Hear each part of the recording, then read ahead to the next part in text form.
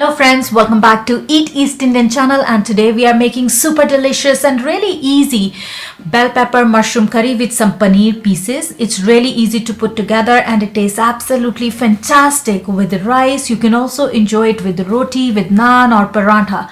So let's begin by heating some oil in a wok. Once the oil is hot, we will add in 1 teaspoon of cumin seeds and fennel seeds. So cumin seeds is jeera, fennel seeds is saunf. Allow the fennel seeds to lend that nice exotic flavor to your oil. Then add in 1 dried red chilli. Now if you don't like spice, red chilli could be whole or you can just crush it and add it in like I'm doing it. Next we are adding some chopped onions, roughly chopped, and some minced garlic, about a tablespoon. We'll give a quick mix to these ingredients. Allow the onions to saute a little bit with these spices and then add in some roughly chopped bell peppers. So I'm using red bell peppers and some green ones, capsicum. Bell peppers and mushrooms and paneer are really good together in a curry dish like this. Mushrooms cook really fast as well. We'll quickly mix them in. We'll saute these veggies for a few minutes and then we'll add in some spices. So red chili powder if you like a little bit of a heat in your dish. Salt will be as per your taste, and then some turmeric.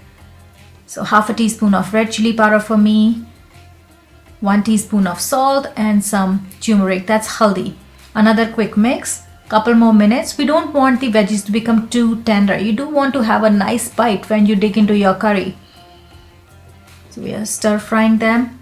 After a few minutes, we will add in our paneer pieces. About 400 grams of paneer is what I'm using in this dish today. You will find complete recipe details in the description below.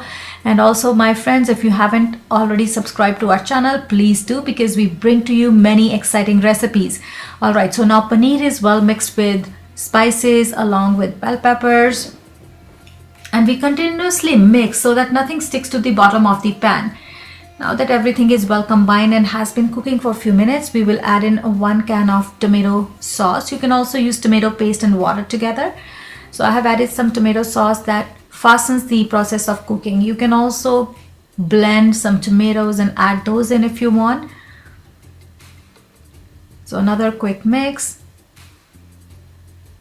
And we'll add 1 can of water.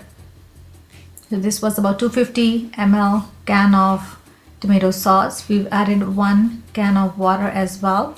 You can adjust the water so that the dish is according to your preference. Now I'm adding half a teaspoon of curry powder.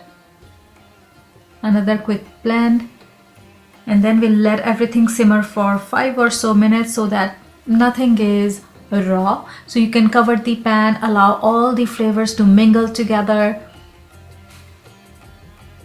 When everything has been cooking for 5-6 minutes, then consider your dish to be done. Check 1 piece of bell pepper and make sure that it's according to your preference, so not too soft. I like to have a little bite, a little crunch in a dish like this. Alright, things are looking beautiful. Now we are ready to finish it off. So we'll add in a little bit of garam masala. That's blend of different spices like cumin, coriander, and usually added at the end of a dish.